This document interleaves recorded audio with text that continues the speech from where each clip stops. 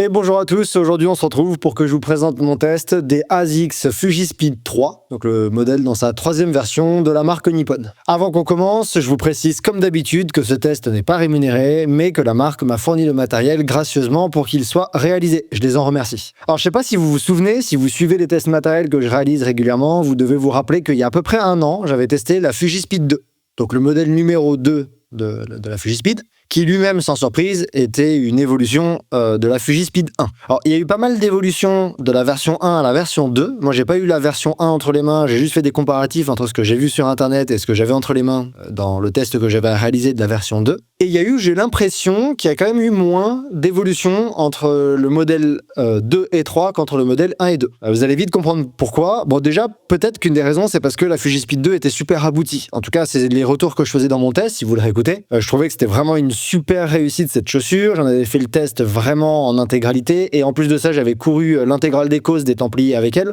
Donc j'avais largement eu le temps de me faire un avis sur ce modèle. Et je trouvais qu'il était vraiment très abouti. Il avait deux petits défauts sur lesquels je vais revenir. Je peux même vous en parler dès maintenant. En fait, il avait deux petits défauts. La Fujispid 2, elle manquait un peu de confort et elle manquait un peu d'accroche. Moi, je trouve que c'était une chaussure qui était très réussie, mais c'était un peu dommage qu'elle soit aussi exigeante pour le pied. Il fallait le temps que le pied se fasse un petit peu à elle. J'avais déjà eu des ampoules à l'utilisation dès que je les avais reçues. Elle manquait un petit peu de confort. Là, cette année, la marque, du coup, sort le modèle numéro 3 et en fait, ils ont amélioré un modèle qui était déjà extrêmement réussi. Donc forcément, sans surprise, vous allez l'entendre dans mon test. Pour moi, on est sur un modèle qui est encore plus réussi et qui est vraiment extrêmement abouti dans sa catégorie par rapport à ce qu'elle est censée réaliser. Encore une fois, je le précise, mais c'est important de le garder en tête. Pour moi, il faut vraiment que quand on fait un test matériel ou quand on écoute un test matériel, on sache pourquoi est-ce que la chaussure, elle est faite. C'est pas une chaussure qui est faite pour des terrains extrêmement techniques, c'est pas une chaussure qui est faite pour des terrains boueux, des terrains pluvieux. C'est pas ça le but de la Fujispid. Elle s'appelle Fujispid, pas Fujimud. C'est une chaussure qui est faite pour aller vite, pour courir, pour dérouler la foulée. Donc évidemment, c'est intéressant de voir sa polyvalence, de voir dans quelle mesure elle s'en sort dans d'autres contextes. Mais il faut garder en tête que c'est une chaussure qui est quand même faite pour des situations où vous allez courir. Vous allez chercher à aller vite, à dérouler votre foulée, ou au moins à être en footing, mais où vous pouvez courir réellement. C'est important également de garder en tête que c'est pas une super shoes. Il y a pas très longtemps, je vous présentais sur la chaîne la Meta Fuji Trail de ASICS, que j'ai là entre les mains. Et là, vous pouvez directement voir que si je vous montre les deux, je vais en prendre une dans la main gauche, une dans la main droite. Si je vous montre les deux, vous pouvez voir immédiatement qu'il y a une vraie différence entre ces deux modèles. On voit que le stack est plus important sur les Meta Fuji, donc il y a plus d'épaisseur, surtout à l'avant-pied. Il y a deux densités de mousse, alors qu'il n'y en a qu'une seule sur la Fujispid. Le rocker est encore plus prononcé sur la Meta Fuji Trail que sur la Fujispid. Donc, ASICS, ils ont complété leur gamme avec une Meta Fuji Trail. Vous retrouverez le test disponible sur ma chaîne. Et ça, c'est leur super shoes. J'avais dit, elle est particulière, elle est spécifique, elle est très, très particulière. Mais c'est pas ça que nous propose ASICS avec la Fujispid. Ce que propose ASICS avec la Fujispid, c'est quand même une chaussure plutôt de trail. C'est-à-dire qu'on peut évoluer sur beaucoup plus de terrain, dans beaucoup plus de conditions, de circonstances qu'avec la Meta Fuji Trail, mais quand même avec une certaine recherche de vitesse. Mais c'est pas une super shoes. Il n'y a pas les caractéristiques classiques de la super shoes, il n'y a pas une mousse en PEBA, etc., ultra dynamique, c'est pas une super shoes. Donc ça, c'est important à garder en tête. Et moi, je trouve que c'est plutôt une bonne chose parce que, vous le savez, si vous avez écouté mes épisodes sur les Scientific Days, sur comment choisir ces chaussures de trail, je suis pas très fan des super shoes en trail, je vois pas trop l'intérêt des super shoes en trail. Et d'ailleurs, j'ai encore écrit un article dans le magazine Relance, il y a pas très longtemps, où je parle de ça. Donc moi, je trouve ça cool d'avoir une chaussure qui est pas forcément une super shoes, qui est pas une super shoes en trail. En tout cas, moi, c'est quelque chose que je préfère. Je vais également vous présenter la Fujispid 2 pour que vous voyez qu'en fait, quand on a par contre les deux entre les mains, quand on les compare, il n'y a pas tant de différence que ça entre les deux modèles. On peut voir que le stack est relativement le même, l'épaisseur de la semelle sont assez similaires. On a des produits qui sont vraiment similaires entre les mains, qui se ressemblent beaucoup. Et les différences qu'il va y avoir entre la Fujispid 2, que j'ai dans la main gauche, et la Fujispid 3, que j'ai dans la main droite, ça va être de l'ordre du détail. Il n'y a pas de gros changements majeurs sur le modèle. Donc si vous êtes des personnes qui avaient aimé la Fujispid 2, vous serez très certainement séduit par la Fujispid 3 qui est une Fujispid 2 encore mieux, à mon avis. Ça va être la conclusion de ce test dès maintenant. Ou si vous êtes quelqu'un qui n'avait pas aimé la Fujispid 2, il y a de grandes chances que vous n'aimiez pas la Fujispid 3. Alors, les grandes différences, j'essaie de vous les présenter maintenant, mais on peut remarquer ici qu'il y a eu un petit changement dans la structure des œillets.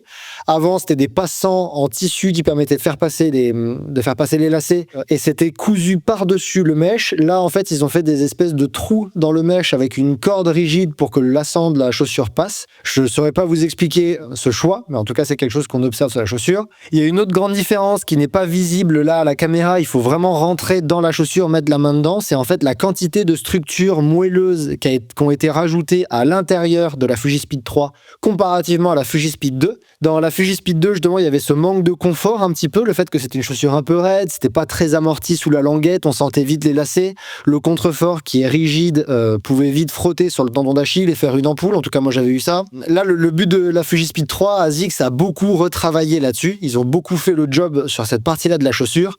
Et du coup, on retrouve réellement une amélioration du confort grâce à tous les renforts amortissants, protecteurs qui ont été ajoutés sur la Fujispid 3 sans le moindre gramme en plus. Et ça, c'est important à noter dès maintenant. Je crois qu'il y a 1 gramme de différence annoncée entre la Fujispid 2 et la Fujispid 3, et c'est la 3 qui est plus légère. Donc voilà, il y a vraiment, on peut pas dire qu'il y a de différence quand on a 1 ou 2 grammes d'écart. Il y a vraiment pas de différence entre les deux modèles au niveau du poids. Il y a un autre point qui a été changé, c'est le mesh. Pareil, c'est pas forcément visible là, il faut avoir les deux entre les mains pour s'en rendre compte. On avait avant sur la Fujispid 2 un mesh qui était pas du tout élastique, qui était relativement rigide, qui était on aurait dit un espèce de ripstop. Ça a été abandonné. Je sais pas vous expliquer pourquoi, parce que moi je le trouvais bien ce mesh, mais c'est pas très grave.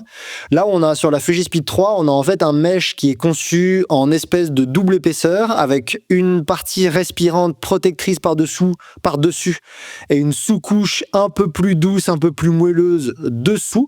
Donc c'est un mesh qui va être en 2 couches. Et ça, je pense que ça a également été amélioré. Ça a été fait pour améliorer le confort au niveau de l'empeigne, les sensations qu'on a sur le pied, pour que ce soit un petit peu plus doux, un petit peu plus confortable. Sinon, en dehors de ça, il n'y a pas de différence. La largeur du chausson est relativement la même. On pourrait avoir l'impression qu'il y en a une qui est légèrement plus large que l'autre. On pourrait avoir l'impression que la Fujispid 2 est plus large que la 3. À l'utilisation, je suis incapable de vous dire qu'il y a une différence. Ce serait mentir de dire qu'il y a vraiment des différences de sensation. Pour moi, elles sont toutes les deux aussi proches du pied. Et donc voilà pour les différences majeures qu'on retrouve entre la Fujispid 2 et la Fujispid 3. Il n'y en a pas beaucoup, mais il y en a quelques-unes qui sont de l'ordre du détail pour améliorer un modèle qui était déjà abouti. Alors je vous propose de mettre de côté la Fujispid 2 et de rentrer dans les caractéristiques techniques de la Fujispid 3, qui est la chaussure qui nous intéresse ici. À chaque fois que je fais un test, je dégueulasse mon bureau avec de la terre partout. Bien la preuve que je les ai utilisées, les chaussures. Alors, concernant leur poids, les Fujispid 3 de ASICS pèsent 241 grammes en 42 hommes, 210 grammes en 40 femmes, et le modèle que vous avez sous les yeux, c'est du 46,5, ça pèse 300 grammes.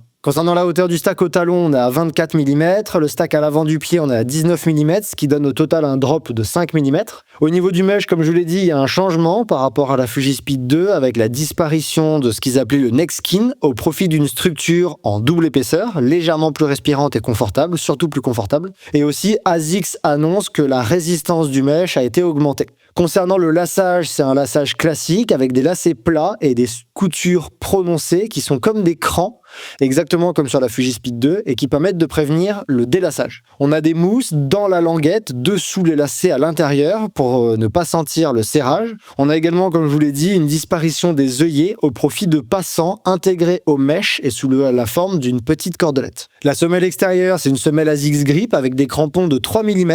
Ils sont pas annoncés sur des sites comme Alltrix, EcoSport, Iron ou même ASICS. On n'a pas la profondeur annoncée. Parfois, on peut lire sur internet que c'est du 4 mm, mais je pense pas du tout. J'ai toujours mon petit outil qui permet de mesurer la profondeur des crampons et moi, je mesure 3 mm. Exactement pareil que sur les Meta Fujitrail. Donc, je pense qu'on est effectivement sur du 3 mm et on peut voir que la structure des crampons est la même à l'avant et à l'arrière. C'est le ASICS Grip de propriétaire de la marque avec leur forme en espèce de shuriken, en espèce d'étoiles qui sont des petits plots avec 3 épaisseurs. On peut voir les dessins de 3 épaisseurs, certainement pour augmenter l'adhérence. En tout cas, c'est le but. Pour la semelle intermédiaire, on est sur une mousse FF Blast Plus, qui est une des plus dynamiques de ASICS, mais elle est quand même moins dynamique, moins explosive que la FF Turbo de la Meta Fujitrail. À savoir que la Meta Fujitrail, c'est un mélange de en termes de semelle intermédiaire, c'était un mélange de la FF Blast Plus et de la FF Turbo, donc une semelle en double densité. Concernant la largeur du chausson de la Fujispid 3, il est standard. ni large ni fin, donc il conviendra à la plupart des pieds. Concernant les plaques, il y a une plaque carbone intégrale, c'est donc une chaussure qui est assez rigide, comme vous pouvez le voir là, je peux pas la tordre dans un sens ni dans l'autre, je suis vraiment en train de forcer, elle est vraiment rigide. La plaque carbone n'a pas été mise pour dynamiser la chaussure, on sait que ça marche pas quand il n'y a pas les autres structures de la Super Shoes. Une plaque carbone, c'est pas ça qui fait qu'une chaussure est dynamique. Par contre, je pense que ASICS ont fait ça dans un but de rigidifier la chaussure, d'avoir quelque chose de raide sous pied qui résiste aux torsions dans les différentes directions. En autre information utile à noter, il y a un contrefort qui est rigide, contrairement à la Meta Fujitrail qui était souple, mais exactement comme la Fujispeed 2, avec une sorte de coque de maintien. Il y a également un petit élastique par-dessus la languette qui a pour but de coincer les lacets une fois qu'ils sont faits. Il y a un rocker à l'avant qui favorise le déroulé du pied et, comme je vous l'ai dit, il y a de nombreuses structures amortissantes dans la chaussure pour protéger certains points d'appui. Et dernière chose qui est intéressante, alors ça en fait pas non plus une chaussure en gazon, mais la tige, la semelle intérieure, la pointe, l'œillet et la doublure du col de la chaussure sont toutes composées de matériaux recyclés. C'est un petit effort de la marque, ça veut pas dire que ça en fait une chaussure 100% éco-responsable, mais moi je trouve intéressant de le noter. Et en termes de prix catalogue, elles sont proposées à 180 €. Alors on peut critiquer ou accepter le prix, avant de faire la vidéo, je suis retourné faire un tour sur les différents revendeurs. Quand on prend le prix d'une chaussure neuve, c'est-à-dire que je parle pas des opérations commerciales qui ont pour but de réduire, de proposer des réductions, quand on prend le prix des chaussures neuves, actuellement la plupart des chaussures sont à minimum 130 €. Pour des entrées de gamme. Là, on n'est pas sur une entrée de gamme. On est sur du moyenne gamme, voire haut de gamme de ASICS. Leur entrée de gamme, ce serait plutôt la Fuji Light. Donc là, on est plutôt sur du moyenne gamme, voire haut de gamme de la marque. Peut-être pas aussi haut de gamme que la Meta Fujitrail. Mais donc, du coup, je trouve que le positionnement tarifaire, dans un écosystème où le prix le plus bas pour entrer, c'est 130 €. Là, on est à 180. Moi, je trouve que c'est justifié et je trouve ça OK comme prix. Évidemment, c'est un budget. Ça, je le critique, je le remets pas en question. Mais je pense qu'elles sont à leur prix quand on regarde les prix actuels de combien coûte une chaussure de trail. Alors, concernant le test que j'ai réalisé avec ces chaussures, j'ai fait exactement comme d'habitude. Je les ai utilisées beaucoup pendant une longue période, à savoir que je les ai reçues autour de mi-septembre. Ouais, je crois mi-septembre. Là, j'enregistre la vidéo, on est fin décembre, donc je les ai vraiment beaucoup utilisées. Je pense que je suis à quasiment 200, peut-être 150 km au compteur avec elles. Je ne vais pas exagérer, mais je dois être à au moins 150 km. J'ai fait des courses un peu dans tous les terrains, des terrains accidentés, des choses plus roulantes, des parcours qui montaient beaucoup, qui montaient peu, où je pouvais courir, où je devais marcher, où c'était technique, etc., où c'était boueux également. Même couru avec dans la neige une fois. Enfin voilà, j'ai vraiment, comme d'habitude, j'ai essayé de mettre en place le plus de choses différentes possible pour me faire un avis le plus global possible de ces chaussures. Je vous propose qu'on passe à mes retours et à ce que je pense de ces Fujispeed 3 et vous allez voir qu'il y a quand même quasiment que du positif. La première chose que je veux dire, c'est que on retrouve exactement le même dynamisme que sur les Fujispeed 2. Et c'est un bon point pour moi. La mousse FF Blast Plus, elle est réellement dynamique. Il y a vraiment un retour d'énergie, il y a vraiment un rebond. On sent que ça réagit sous le pied, que c'est joueur, que c'est dynamique. Et il y a des personnes qui trouvent que ça l'est pas assez. Moi, je trouve que ça l'est déjà vraiment beaucoup. C'est pas non plus une Meta Fuji. Et donc ça, c'est quelque chose que moi, j'aime beaucoup. J'adore ce dynamisme sur cette chaussure. Ça fait que si vous allez courir avec, si vous évoluez dans des terrains où vous pouvez courir régulièrement, par exemple, vous n'êtes pas dans Beldon où vous marchez, voire escalader régulièrement, mais vous pouvez courir, vous pouvez avoir une foulée qui vous permet d'avancer. C'est un vrai plaisir parce que ça réagit vraiment. Le rocker avant, il est là pour propulser également un petit peu la foulée. La mousse, elle rebondit, c'est une chaussure qui est super joueuse, j'en reviens dessus un peu par la suite, mais c'est également une chaussure que je trouve proche du pied, et donc ça en fait un modèle qui est vraiment joueur et vraiment dynamique. C'est un vrai plaisir de retrouver ce dynamisme qui faisait la caractéristique principale de la version 2, et là qu'on retrouve quasiment à égalité dans la version 3. Également, quelque chose qui est très plaisant, et là je fais plutôt un comparatif avec la Meta Fujitrail, c'est que c'est une chaussure qui est super stable. Déjà, le mesh, il est résistant, il est raide, c'est-à-dire qu'il n'y a vraiment aucune élasticité dans le mesh, ce qui fait qu'il est proche du pied, et quand il y a des mouvements de votre pied, le mesh ne se déforme pas. La chaussure suit précisément les mouvements du pied parce que le mesh est rigide. La deuxième chose qui pour moi est intéressante à noter, concernant également la proximité, c'est que je trouve que le fit est assez fin au final. Moi j'ai un pied qui est assez fin, la largeur du chausson est annoncée comme standard. Moi je trouve que de manière générale, on a une chaussure qui est proche du pied, et surtout qui est proche du pied au niveau du talon. Des fois, moi j'ai souvent le talon qui flotte un peu dans les chaussures. Là, c'est jamais le cas avec celle-là.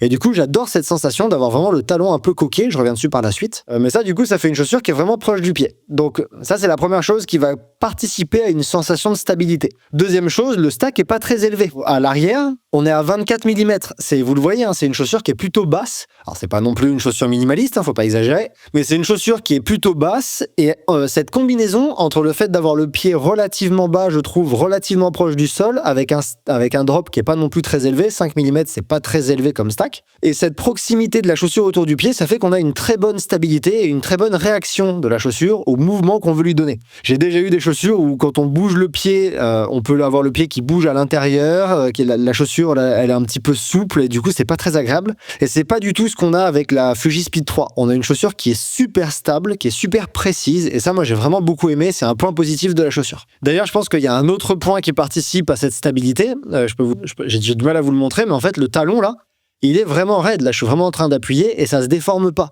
C'est-à-dire qu'on a ce talon qui est un peu coqué dans la chaussure et qui vient justement limiter les mouvements. C'est pas du tout comme par exemple la S-Lab Ultra de François Daen, qui est une très bonne chaussure pour plein de raisons, hein. Il y a plein de trucs qui sont très agréables sur cette chaussure de Salomon. Moi c'est pas quelque chose que j'ai aimé, le fait d'avoir c'était un des défauts que je faisais remonter, ou un des points négatifs que moi je faisais remonter, c'est d'avoir cette espèce de coque qui est un petit peu rigide à l'arrière, qui est un peu souple à l'arrière justement sur la S-Lab François Daen. Ultra François Daen. Et là, c'est pas du tout ce qu'on a. On a vraiment une coque qui vient maintenir le talon en place, qui l'empêche un peu de bouger. Et du coup, ça fait que quand on bouge le pied, la chaussure bouge avec. Et moi, je trouve ça vraiment plaisant. Il y a vraiment une harmonie pied-chaussure. Un autre point qui, pour moi, est pas de l'ordre du détail, et je trouve ça bien qu'il l'ait refait, c'est le laçage qui permet d'éviter le délaçage.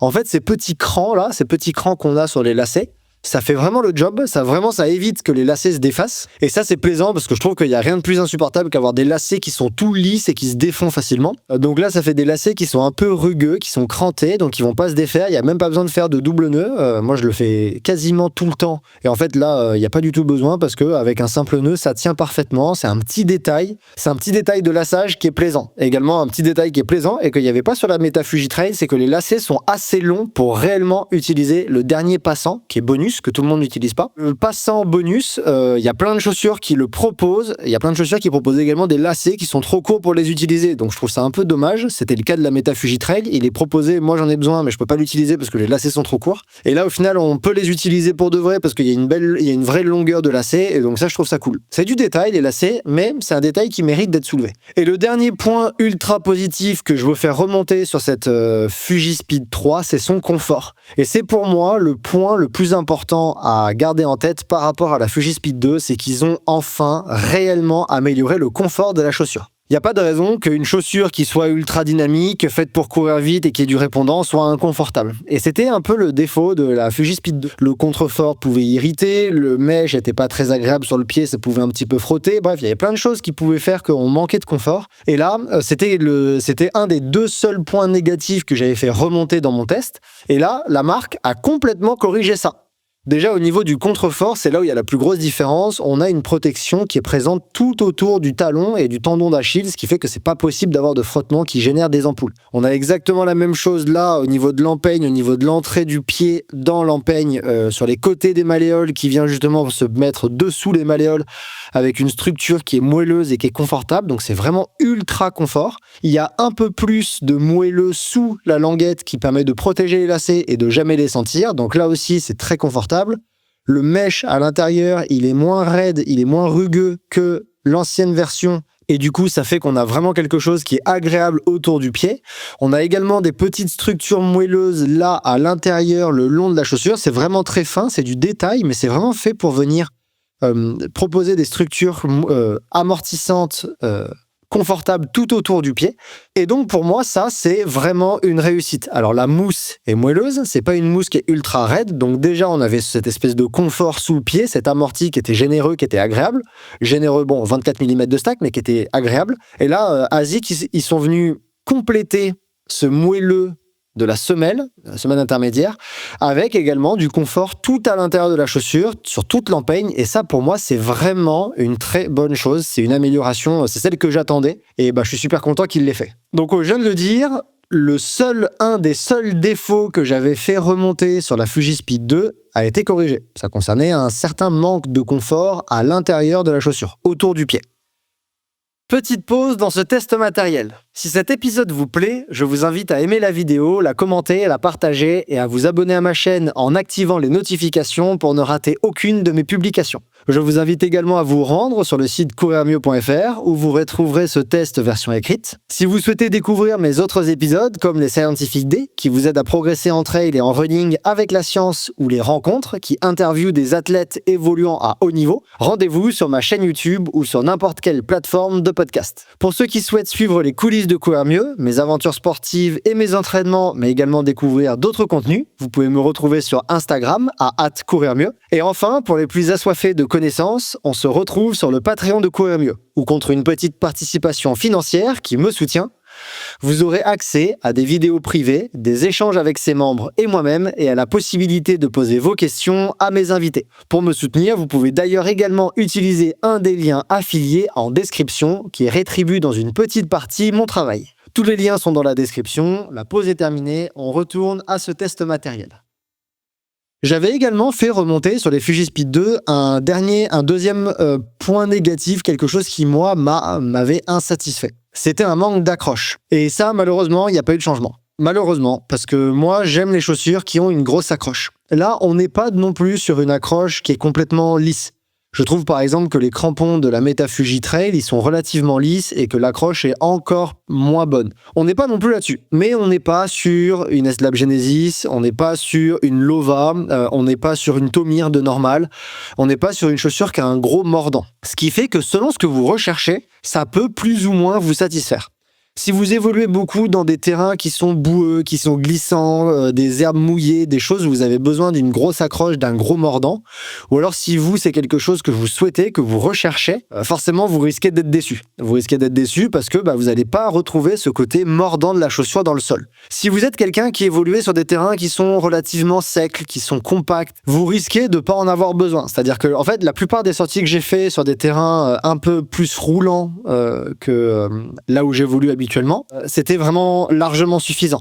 Sur des terrains plus accidentés, quand il y a par exemple du feuillage, quand on est dans des pentes un peu plus raides, etc., on peut sentir que la chaussure, elle accroche moins bien que d'autres modèles disponibles sur le marché. Et ça, je trouve ça encore un petit peu dommage. Alors, ASICS avait fait le travail avec la Fujilite 3 ou 4, si je dis pas de bêtises, de mettre des crampons beaucoup plus agressifs à l'arrière de la chaussure. C'est la preuve que ASICS sait faire des chaussures avec du mordant.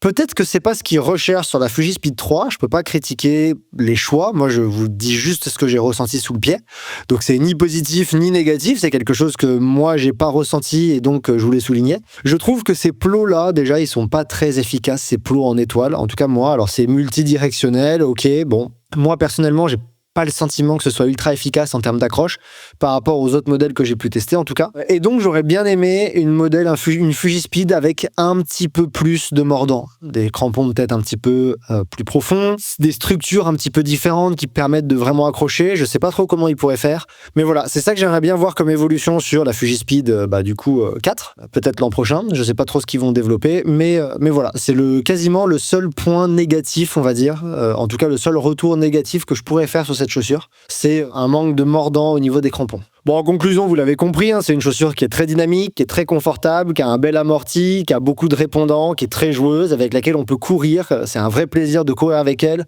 autant sur des terrains trail qu'en forêt, que sur des sentiers roulants, même s'ils sont un peu accidentés, mais secs par exemple, c'est pas grave du tout. La chaussure va vraiment répondre, va vraiment aimer jouer, et si vous êtes dans une recherche d'une foulée qui avance, voire une recherche de vitesse, vous allez vraiment vous régaler avec cette chaussure. C'est son point fort numéro 1. Si vous êtes à la recherche d'une chaussure qui est faite pour évoluer sur des terrains techniques très accidentés, où il faut un peu poser les mains, évoluer de caillou en caillou, il faut voir ce que vous recherchez. Soit vous êtes quelqu'un qui accordait pas beaucoup d'importance à l'accroche, et donc ça pourra vous convenir.